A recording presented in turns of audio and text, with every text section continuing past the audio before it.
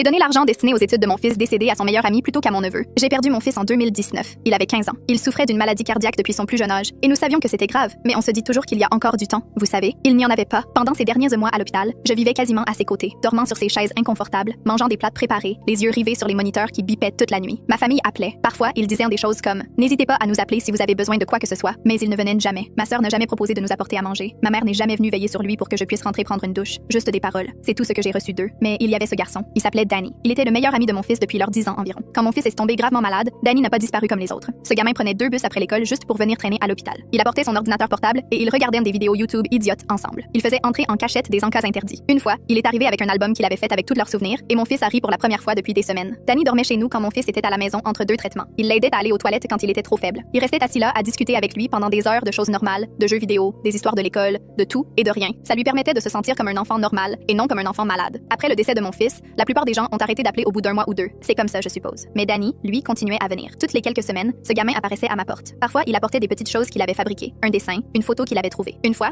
il a fabriqué une boîte en bois avec les initiales de mon fils gravées dessus. Il disait avoir appris la menuiserie juste pour le plaisir. On s'asseyait sur la véranda et on parlait de mon fils, de tout et de rien. Parfois, on pleurait tous les deux et c'était normal aussi. Ce gamin vivait son deuil comme moi et honnêtement, sa présence m'a plus aidé que n'importe quel membre de ma famille. Alors voilà, quand mon fils était encore en vie, j'avais commencé à mettre de l'argent de côté pour ses études. Pas des sommes astronomiques, juste ce que je pouvais économiser. Ça lui donnait un but. On parlait de ce qu'il voulait étudier, du genre de chambre étudiante qu'il voulait, des bêtises comme ça. Ça lui permettait de garder espoir. Après sa mort, j'ai laissé l'argent dormir. Je ne savais pas quoi en faire. La semaine dernière, j'étais chez ma mère pour dîner. Ma sœur était là avec son mari et mon neveu, qui a environ 17 ans maintenant. Et là comme ça, ma sœur me demande alors, qu'est-ce que tu vas faire de l'argent de tes études? Je n'avais pas vraiment envie d'en parler, mais elle insistait. Alors, je lui ai dit la vérité. Je lui ai expliqué que je comptais donner l'argent à Danny pour ses études. Elle m'a juste dévisagé. Qui? Danny, le meilleur ami de mon fils. Attends, ce gamin qui traînait souvent avec nous? Oui, ce gamin-là. Le visage de ma sœur s'est décomposé. Tu donnes l'argent de la famille à un inconnu? Je lui ai dit que Danny n'était pas un inconnu. C'était la personne la plus proche de mon fils après moi. Ma mère est alors intervenue. Ma chérie, réfléchis. Ton neveu est là. C'est de la famille. Lui aussi a besoin d'aide pour ses études. Ma sœur a hoché la tête rapidement. Exactement. Je n'arrive pas à payer ses frais de scolarité toute seule et tu vas donner cet argent à quelqu'un qui n'a même pas de lien de parenté avec nous? J'ai regardé mon neveu. Il était assis là, l'air mal à l'aise, sans même rien demander. Ce n'était même pas son idée. J'ai dit à ma sœur que mon neveu connaissait à peine mon fils. Ils se voyaient peut-être 2 fois par an pour les fêtes. Ils ne passaient jamais de temps ensemble. Ils n'étaient pas proches. Ça n'a pas d'importance, a dit ma sœur. Les liens du sang, c'est le sang. Le sang n'est pas venu à l'hôpital, ai-je répondu. Le sang ne m'a pas aidé quand j'étais au plus mal. Un silence pesant s'est installé à table. Ma mère a essayé de détendre l'atmosphère. On a tous des regrets concernant cette période, mais c'est différent. Il s'agit de l'avenir. Je leur ai annoncé que ma décision était prise. L'argent irait à Danny car il l'avait mérité. Il était là quand personne d'autre ne l'était. Ma sœur a commencé à hausser le ton. Tu choisis sérieusement un inconnu plutôt que ta propre famille? Ce n'est pas un inconnu pour moi. Elle a reculé sa chaise. C'est absurde. Maman, dis-lui qu'il est ridicule. Ma mère a soupiré et m'a dit que j'étais en train de faire une erreur que je regretterais.